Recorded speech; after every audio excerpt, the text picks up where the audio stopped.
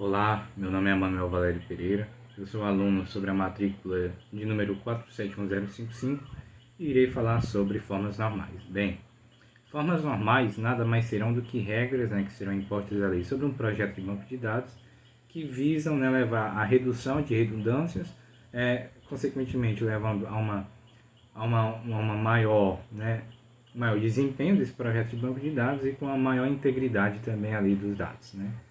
Então, ele busca, que além da redução de redundância, evitar, ali corrigir as anomalias, que podem acontecer em um projeto, como por exemplo, anomalias do tipo de inserção, de modificação, de exclusão. Então também visa isso, evitar as anomalias ali dentro do projeto, corrigir anomalias. Tanto que a qualidade de um projeto de banco de dados pode ser medido através de qual nível das formas normais aquele projeto alcança, de qual forma normal ele consegue alcançar. Então, essa pode ser uma medida de qualidade também para o projeto de banco de dados. Então, esse processo de normalização se dá, uma vez visto que aquela relação não satisfaz as regras de uma determinada forma normal, é necessário decompô-la, então, em relações menores, e essas relações menores, então, irão, através do processo de normalização, satisfazer ali aquela forma normal na qual deseja-se alcançar. E nesse processo é desejável-se que, obviamente, não haja perda de dados e que as dependências funcionais não se percam também. No escopo da disciplina, a gente trabalha 4 tipos de formas normais, a primeira forma normal, a segunda forma normal, a terceira forma normal e a BCNF, a Boyce Code Normal Form. Existem outras, existe a quarta forma normal, a quinta, a sexta, mas nós vamos nos atentar àquelas que são abordadas aqui no escopo da disciplina. Iniciando pela primeira forma normal, ela traz consigo a primeira regra de que dentro daquela relação não pode ter o seguinte cenário: uma relação dentro de uma relação.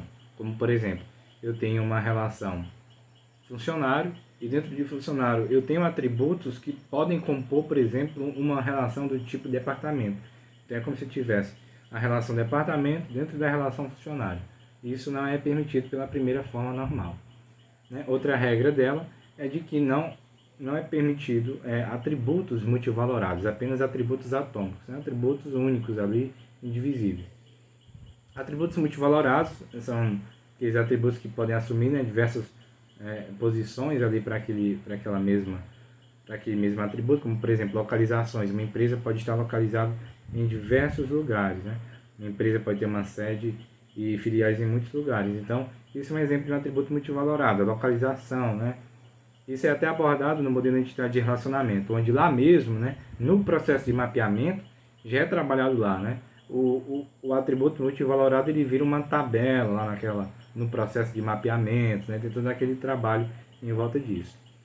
Então, essas são as regras aí da primeira forma normal. Já para a segunda, ela trabalha com o conceito de dependência funcional total e com o conceito de atributos primos. Então, o que é atributos primos? Atributos primos são aqueles atributos que pertencem ao grupo das chaves candidatas dentro de uma relação. O que são as chaves candidatas? São aquelas chaves que elas têm os aspectos necessários para serem uma chave primária, mas que não necessariamente é uma chave primária. Eu posso ter ali uma tupla dentro de uma relação, onde eu tenho várias chaves candidatas, onde apenas uma delas pode ser ali a chave primária. As outras são chaves candidatas. Então, não necessariamente ela vai ser ali uma chave primária, chave candidata.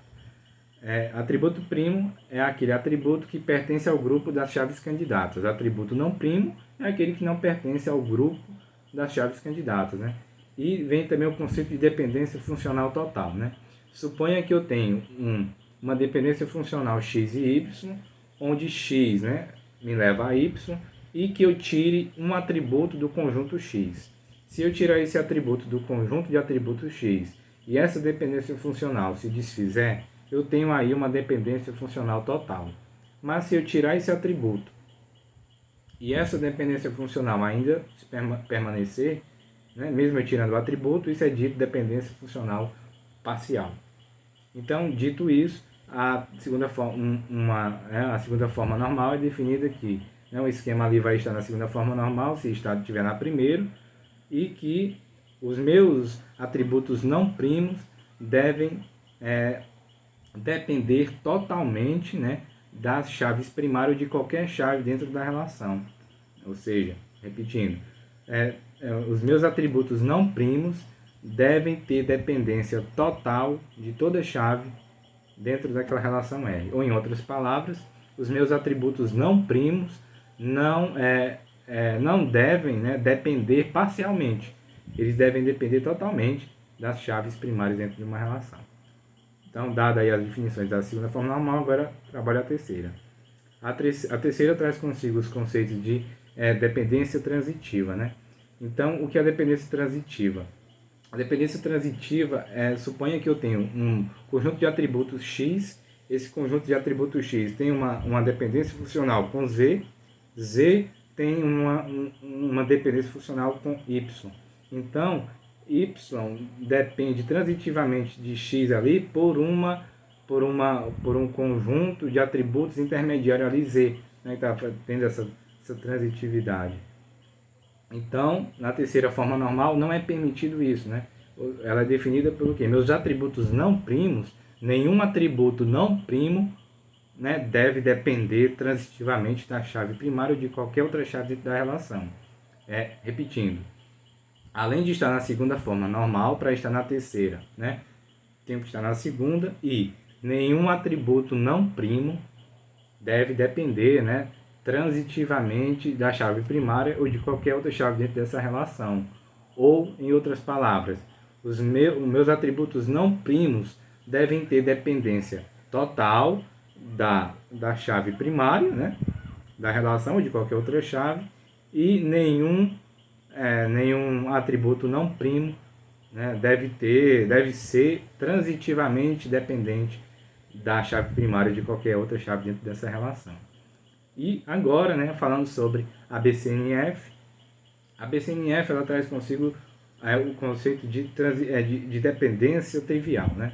O que é dependência trivial? Suponha que eu tenho um conjunto de atributos X, esse conjunto de atributos X me leva a Y. E Y é um subconjunto de X. Se Y é um subconjunto de X, então essa dependência funcional é dita trivial, né?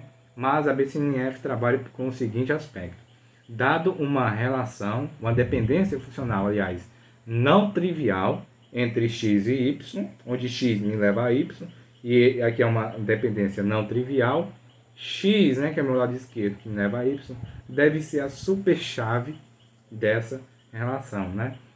E também tem outros aspectos, né, na BCNF, como, por exemplo, as minhas chaves candidatas, né, elas não dependem parcialmente, né? Elas não possuem dependência, né, parciais dos outros atributos, né? Também é um aspecto aí da BCNF. As minhas chaves candidatas, né, não depender parcialmente de outros atributos. E especificamente, né, o que define de fato está na BCNF, obviamente tem que estar na terceira, e dado uma relação do tipo, né, dependência funcional não trivial, né, entre x e y, x deve ser a superchave, né, a superchave dessa relação. Então, né, com esses aspectos eu finalizo aqui a apresentação referente às formas normais de abordagem no escopo da disciplina, né, e com isso, né, levando, como já dito, né, a uma redução de redundâncias, a uma maior integridade dos dados, uma maior qualidade, né? E assim, né, garantindo aí um projeto, né, com maior desempenho, afinal, né? Então, finalizo por aqui a minha apresentação sobre formas normais. Obrigado.